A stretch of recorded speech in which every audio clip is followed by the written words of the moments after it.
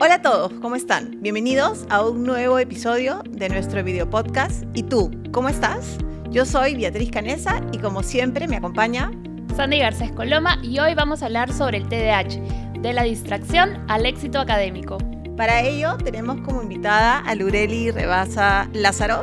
Ella es psicóloga del Departamento de Orientación Psicopedagógica, es además docente en la Facultad de Psicología y especialista en temas de neurodesarrollo. Gracias por aceptar la invitación. ¿Cómo estás? ¿Qué tal? Bien, gracias a ustedes también. Muy contenta de poder conversar de un tema que ahora es cada vez más frecuente por tratar en la universidad, ¿no? Exacto, y que en el Departamento de Orientación Psicopedagógica lo vemos a menudo, sí, ¿no? Y eso nos permite poder hablar hoy día de cuáles son las señales y las estrategias para justamente entender que el TDAH no necesariamente está vinculado al fracaso académico. Así es. ¿No? Entonces, de repente podemos empezar definiendo qué es el TDAH. El TDAH, claro, son las siglas de trastorno por déficit de atención e hiperactividad, ¿no? Entonces, esto quiere decir que estas personas tienen dificultades. Cuando hablamos de trastorno es porque es una condición, ¿no? Una condición que sí implica dificultades en la parte de atención, hiperactividad e impulsividad, ¿no? Y estas dificultades se presentan a lo largo de la vida de la persona. Y también estas dificultades afectan de manera significativa las diferentes áreas, ¿no? La parte personal, académica, familiar, social, laboral. Sí. El primer criterio tiene que ver con la falta de atención. Entonces, estas personas pueden tener dificultades, ya sea para focalizar su atención en una tarea o estímulo que quieren atender, o también para sostener esa atención a lo largo del tiempo, ¿no? Entonces, por ejemplo, pueden ser personas que les cuesta iniciar las tareas cuando quizás son más complejas, cuando las ven más desafiantes o con pocos recursos para poder afrontarla, o cuando empiezan la tarea les cuesta como sostener su atención hasta poder acabarla, ¿no? Entonces, de repente la procrastinan también, o quizás cuando hay más estímulos en el ambiente se distraen más fácil, ¿no? Ya sea estímulos externos, por ejemplo, ruido, la huida del salón, o por ahí el celular, ¿no? O también más internos como los pensamientos, ¿no? Luego hablamos de la parte de hiperactividad, que tiene que ver justamente con chicos que de repente son más inquietos, que les cuesta estar sentados todo el tiempo en su sitio, o que están sentados pero están como moviéndose, cambiando de posturas, están como desvaneciendo, chorreando, claro, ¿no? Y la impulsividad tiene que ver con justamente esta dificultad para poder regular nuestras conductas, y de repente nos dejamos llevar por las emociones y actuamos sin pensar. De repente eso hace que sin querer, por ejemplo, el chico de repente interrumpa la clase, o le cueste esperar su turno, sea como poco paciente y le cueste manejar algunas emociones. Y para terminar de finalizar esto del TDAH, ¿por qué a veces se habla de TDA y a veces de TDAH? Así es. Claro, hay algunas personas que tienen el diagnóstico de déficit de atención solamente, o el TDAH, que ya involucra el déficit de atención más la hiperactividad e impulsividad, ¿no? Porque existen diferentes tipos de TDAH, niveles también. En algunos de repente el impacto puede ser más significativo, ¿no? En cada área, o en algunos casos de repente es algo más leve, que se puede de repente manejar solamente con la terapia, o también en algunos casos más complejos también requieren, además de la terapia, medicación, ¿no? Un tratamiento más médico. También me ponía a pensar cuántos chicos podrían estar escuchándonos y tratando inconscientemente, no sé, haciendo un checklist de a mí me pasa esto, a mí me pasaba esto desde chico, ¿no? Y lo que quisiéramos también aclarar es que en este momento lo que estamos haciendo es informándonos y detallando un poco más y tener claro qué es el TDAH o el TDA, para que no necesariamente nos autodiagnostiquemos, ¿no? Y que yo diga, sí, yo tengo esto, o etiquetarnos, sino justamente para ver de repente qué es lo que ha ido de repente en algún momento limitándome, haciendo que tenga dificultades para ciertas actividades, y que luego podamos buscar una ayuda. Por ejemplo, se puede creer que ya tengo TDAH porque soy bien despistada, ¿no? Porque como los mitos, ¿no? Sí, ¿no? Es como un mito, ¿no? Muy frecuente, ¿no? Entonces, claro, ¿no? Justamente ahí parte lo que es la evaluación, ¿no? Uno no se puede autodiagnosticar, bueno, ningún diagnóstico médico, ¿no? Y, por ejemplo, para el TDAH se requiere acudir con un especialista, claro, que esté formado en TDAH, en trastornos de neurodesarrollo, ¿no? Que es este conjunto de trastornos que, digamos, implican un funcionamiento cerebral diferente, ¿no? Entonces se requiere una evaluación neuropsicológica acompañado de una evaluación por un médico neurólogo o psiquiatra también, ¿no? Entonces, claro, digamos, uno puede ser como despistado, poco atento, y de repente, no sé, pues eso me pasa cuando estoy quizás caminando por la calle o cuando voy a salir de mi casa y por ahí me olvido las cosas, pero también es importante ver que esa dificultad en la atención sea significativa al punto de que esté afectando mi rendimiento en las diferentes áreas. Y también, si es que se da, digamos, en todos los contextos y que ha aparecido a lo largo de toda mi vida de diferentes formas. Por eso que es importante pasar por la evaluación y el acompañamiento de los especialistas, ¿no? Para que nos ayude a poner en contexto aquellas dificultades que hemos ido encontrando en el tiempo y no solo asumir por cuenta propia de que yo tengo TDAH. Antes de ir al especialista o de hacer la evaluación, tengan en cuenta estos criterios de que yo me puedo distraer, ¿no? Pero quizás ya eso, cuando la distracción empieza a interferir con mi rendimiento cotidiano y se presenta en diferentes áreas de mi vida, es digamos, el indicador para ir a un profesional. Exacto, claro, no para concluir yo que tengo, sino para ir donde un profesional que me pueda orientar. ¿Cuál podría ser un segundo mito que tú encuentras o escuchas con frecuencia cuando atiende chicos universitarios? Por tener TDAH no me va a ir bien en la universidad, ¿no? No voy a tener éxito académico, ¿no? Porque, claro, muchas veces los chicos de repente, es común, ¿no? Como que se etiquetan y quizás se limitan de repente o piensan que quizás son poco inteligentes, ¿no? Porque de repente en el colegio no les ha ido bien, cuando el TDAH no está relacionado directamente con la capacidad intelectual, ¿no? Sino que sí implica dificultades, pero que si tú recibes el apoyo profesional, familiar también, lo vas a poder manejar con las estrategias adecuadas y destacar también académicamente, ¿no? Tenemos estudiantes que tienen de repente un TDAH y que les va muy bien, son primeros puestos, consiguen trabajo y les va excelente en las prácticas, ¿no? También hay este otro mito de que el TDAH es solamente cuando eres niño. Sí, ¿no? También. Que se puede pasar o que no te va a durar siempre. Así es, ¿no? ¿Cuál sería ahí la verdad? La verdad es que, claro, también en nuestra experiencia escolar sí es cierto que cuando de repente la profesora observa al niño, ¿no? Que el que es más inquieto, que se distrae, que de repente no le va muy bien en la escuela, entonces, claro, en la niñez es donde también se suele hacer el diagnóstico, ¿no? Claro, y va a terapia, pero, o sea, en realidad como es una condición, el TDAH no tiene cura, sino que es una condición con la que vives, ¿no? Lo que sí puede pasar es que, claro, en la niñez se manifiesta de una forma diferente que ya en la adolescencia, en la edad adulta, ¿no? Entonces, en realidad sí es algo que hay que considerar y más bien si he sido diagnosticado desde pequeño, también llevar el acompañamiento y saber que cada etapa y la transición a cada etapa implica retos a los que tengo que estar enfrentado y tener recursos para ello, ¿no? Sí, bueno, ya lo que sabemos de repente de nuestro lado como especialista y lo compartimos con los que nos están escuchando y obviamente no solo el TDAH, sino cualquier otra dificultad que se podría presentar mientras las atendamos a una edad temprana y en un momento propicio, temprano, el pronóstico siempre va a ser bueno, favorable, ¿no? No va a ser un limitante en la vida de la persona. Sí, es importante entonces la detección temprana. Exactamente. Sí, también nosotros, claro, cuando vemos a los chicos, sí podemos identificar cuando han recibido un apoyo temprano, también la diferencia, ¿no? Exacto, llegan con más recursos, académicamente les va bien. También, ¿no? Entonces, claro, la preocupación es cuando llega, por ejemplo, el DOP, un chico que tiene TDAH o tiene indicadores y requiere una evaluación y que además le va mal, ¿no? Pero es porque también hay, claro, como no ha sido detectado, entonces todavía no tiene el apoyo y las estrategias como para poder manejar las dificultades, ¿no? O cuando está asociado también a otros problemas, a otras dificultades. Sí, exactamente, ¿no? Hay también, hay una asociación justamente entre, por ejemplo, el TDAH y ansiedad, altos niveles de estrés, desregulación emocional, ¿no?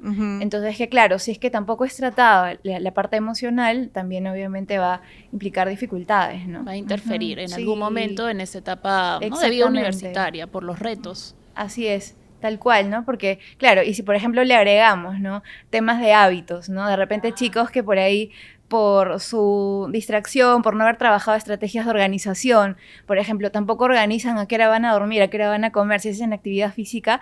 Estos hábitos de autocuidado también son una forma preventiva, ¿no? De desencadenar algún tipo de crisis emocional, ¿no? Porque también puede ser que estos chicos se frustran, tiendan un poco, ¿no? claro, se frustran más, ¿no? Por la propia impulsividad, baja tolerancia a la frustración, al poder esperar, ¿no? Querer resultados ya, o cuando algo no les sale bien, ya tiran la toalla, y tenemos también chicos que abandonan el curso, por ejemplo. ¿Cómo ¿no? sería el TDAH ya en la vida universitaria? Claro, son estudiantes que, por supuesto, que cuando de repente están en clase les va a costar estar conectados, por ejemplo, seguir el ritmo de la clase, ¿no? Y sobre todo si es que de repente está, digamos, la clase en un dictado constante, ¿no? Ahí también les va a costar como de repente iniciar o enganchar, ¿no? Y por ahí se van a distraer con algún estímulo externo. Claro, hay un tema generacional con el uso del celular, ¿no? Pero, y que claro, ¿no? La estrategia ahí es poder autorregular el uso, ¿no? Pero en estos chicos puede ser que les cueste todavía más si es que no han trabajado ello. Son chicos que de repente se van a desorganizar, no tienen como estrategias de planificación y les cuesta como anticiparse, ¿no? De repente hacen lo que en el momento se les presenta como tarea, ¿no? Pero no tienen como mapeado qué es lo que les toca en toda la semana, cuándo son los exámenes, ¿no? Claro, no tienen esa dificultad. Y responden espontáneamente, ¿no? Sí. Hay examen, ya estudio el día anterior. Claro, me avisaron, ¿no? ya, Sí. acá el profesor recordó, ahí es cuando me pongo a estudiar, ¿no? Y adaptando eso a la etapa universitaria, sí nos pasa que cuando vemos chicos que vienen de constantes fracasos, desaprobados, pudiera ser que y desde el colegio además, claro, también ¿no? hay una historia. Pudiera ser que estemos ante un chico que no es flojo, Claro. sino que tiene una dificultad la cual hay que atender. No sé cómo lo ves tú. No solamente en la atención, que ya hemos hablado, sino también en la memoria, porque justamente como no atienden, no retienen tampoco, ¿no? Les cuesta como organizarse, son más impulsivos, desordenados, les cuesta como poder de repente planificar, ¿no? Todo lo que hemos estado conversando, y eso también conlleva que, como ven que los demás tienen más éxito, a los demás les va bien y a mí no, a mis amigos sí, entonces también tienen una baja autoestima, no se sienten capaces, ¿no? se frustran, ¿no? Y encima más los comentarios que reciben de su familia, de sus amigos profesores. Que los retroalimentan, ¿no? Exactamente, ¿no? Esa creencia que ya tienen, ¿no? Lo cual también implica que cuando recibas terapia para tu TDAH también trabajes en estas variables, ¿no? Autoestima, autoeficacia, más emocionales, ¿no? Cuando conversamos con los papás nos dicen, pero yo era igual. Sí. Y mira, he podido, ¿no? He podido terminar mi carrera, soy profesional. ¿Cómo hacemos entender que de repente eso no va a funcionar, ¿no? Que no va a ayudar en justamente poder lograr lo que hemos llamado hoy día como éxito académico? Así es, claro, que el TDAH es personal y cada quien lo tiene de diferente manera, y también, como comentaba Sandy, adicional a eso es como le agregas también la personalidad, ¿no? Y el contexto en el que ha crecido la persona y todos los aprendizajes que ha adquirido, ¿no? Y, por ejemplo, papás que han tenido éxito con TDAH también es porque han generado recursos, estrategias. Pero de repente con un alto costo emocional, ¿no? Así es. Eso es algo que yo les digo. Compensar mucho. Claro, estás acá, pero ¿a qué costo? Así es. ¿No? Exactamente. La idea es evitarle eso al hijo. Así es, tal cual, ¿no? Porque si no generamos un hijo que, claro, puede de repente aprobar los cursos, de ahí trabaja, pero tiene una baja tolerancia al estrés, a la frustración, ¿no? Rápido se irrita, sus relaciones sociales también se ven impactadas, ¿no? Entonces, claro, ¿no? Es siempre poder evaluar todas esas variables y más bien trabajar todo, ¿no? Todo lo que, digamos, para él es importante, ¿no? ¿Cuáles son esas señales de que podríamos estar ante un estudiante con TDAH? ¿Cuáles serían? O sea, como resumiendo lo que hemos estado conversando en estos minutos. En cuanto a la atención, dificultades para focalizar, para mantener la atención, acabar tareas, ¿no? En la parte más conductual, chicos que son como más inquietos, que les cuesta estar sentados, les cuesta como mantenerse en una actividad que implique un mismo tipo de conducta o de acción, y también chicos que les cuesta manejar sus emociones, sus impulsos, son poco tolerantes, se frustran, tienen más tendencia a ponerse ansiosos.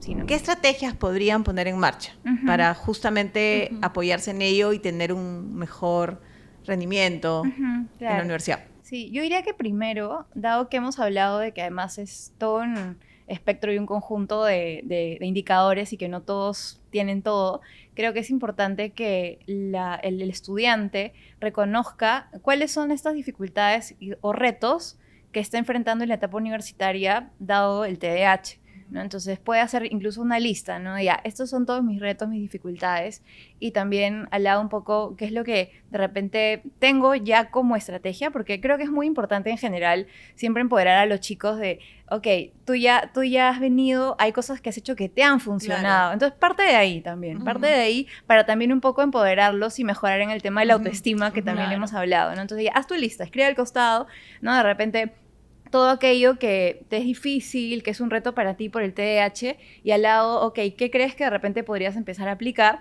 ¿no? Y luego de eso ya trabajar en algunas estrategias, ¿no? Por ejemplo, en temas de organización, a los chicos en general les ayuda ya sea llevando un calendario o agenda virtual o física. Lo bueno de la física es que también uno apunta y se acuerda con más facilidad, más, ¿no? Pones colores, ¿no? Lo haces como más visual y bonito de acuerdo a tu creatividad también. Y a veces también, perdón, Lure, cuando usan el celular o el dispositivo. Ya se van a TikTok, ya. Sí, claro, ya te fuiste por todos lados. Puede ser que me ha pasado, no es que me quedé sin batería. También. Y no pude ver. No sé qué me toca. Claro, no sabía qué me toca, entonces improvisan, ¿no?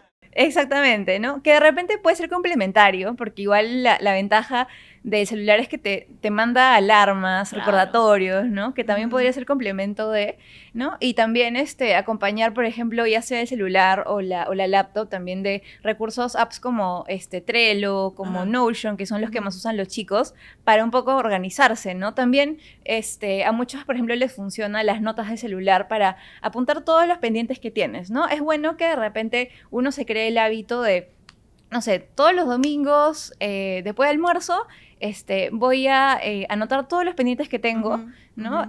Para la semana, ¿no? Cosa que ya me proyecto y ayudarlos a proyectarse de repente por semana, ¿no? Como para ir ampliando un poco el rango. También hay que tomar en cuenta que dentro de la organización tiene que haber pausas activas, ¿no? Y también, como decía Sandy, como estos pequeños momentos de gratificación también, claro, de lo logré, hice esto que me propuse. ¿Cómo nos premiamos? Claro, ¿no? Y claro, tengo en la universidad y varios espacios también para ello, ¿no? Entonces, claro, primero saber que necesito pausas activas para poder moverme, para poder un poquito disiparme.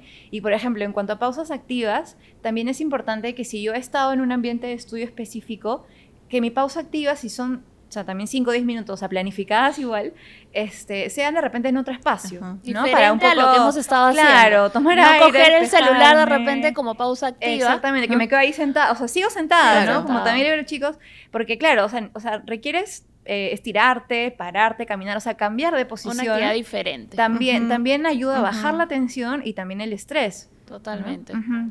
Sí. ¿Alguna estrategia más, Lure? Creo que es importante también poder hablar de que las personas que tienen TDAH también tienen cualidades muy particulares, claro, ¿no? Por ejemplo, suelen ser personas más creativas, más espontáneas, que de repente, claro, les gusta asumir como nuevos retos y cuando algo les interesa se focalizan, se enganchan con mucho entusiasmo, apasionados, ¿no? Y también son personas que pueden ser más empáticas, más sociables también, ¿no? Entonces creo que cuando hablábamos un poco de qué retos y recursos tengo, también utilizar estos recursos, capacidades, cualidades que tengo también, usarlas a mi favor, ¿no? Para las dificultades que hemos mencionado. Claro. No verlo como algo negativo en la vida de la persona o sin... Es parte de mí. No lo define, ¿no? No se definen. Es una característica de la persona con TDAH, pero tiene fortalezas claro, también, ¿no? Tiene virtudes. Así es. Sí. Y sí es verdad, y creo que también ahí es un mito el tema de la medicación, ¿no? Que también se puede requerir en algunos casos. Porque claro, hay un poco de temor, ¿no? Por ser medicados, ¿no? Entonces, ahí primero creo que es importante que también la familia, hablando de la familia, esté involucrada en la evaluación, también en las recomendaciones, porque son quienes van a acompañar al estudiante también en el seguimiento de este tratamiento y recomendaciones. Y digamos que sea aperturada a recibir las recomendaciones correspondientes también, ¿no? Porque puede que la familia esté a veces sesgada o preocupada, ¿no? Ay, pero si lo van a medicar a mi hijo, mejor no lo llevo, mejor no hacemos nada, pero en realidad no todos los casos, como dices tú, requieren de una medicación. Y exacto, y cuando ya empieza el tratamiento, ya sea solamente psicológico o también médico, finalmente es el especialista el que decide hasta cuándo requiere el tratamiento o la frecuencia inclusive, ¿no? De repente a veces hay chicos que requieren 2 veces por semana, luego una, luego un poco más espaciado. Lo mismo con el tema de la medicación, ¿no? Es riesgoso, por ejemplo, si empiezas a tomar medicación, suspenderla, ¿no? Porque no eres el psiquiatra, neurólogo todo para... tiene que estar orientado por el especialista. Exactamente, todo, ¿no? Y el especialista también tiene que explicar, ¿no? Porque a veces el paciente llega con temores de ser medicado, ¿no? Y es bueno también decirle al doctor, mire, doctor, tengo estos miedos, esto es así, ¿no? Y que el médico te explique también, y ayude a aclarar. ¿no? Aclarar estas dudas y mitos que también hay sobre la medicación. Y finalmente saber que la medicación es un complemento con la terapia que en conjunto van a justamente asegurar el éxito académico del estudiante con el apoyo de las estrategias también. No es lo uno o lo otro, son cuando se requieren ambos, ¿no? Integral. Y que finalmente también la medicación, dado que, digamos, disminuye la intensidad de los síntomas, no es como que amplía el panorama, no lo despeja para que las estrategias que trabaje en terapia, orientación psicopedagógica puedan funcionar. Claro. Así es. Muy bien.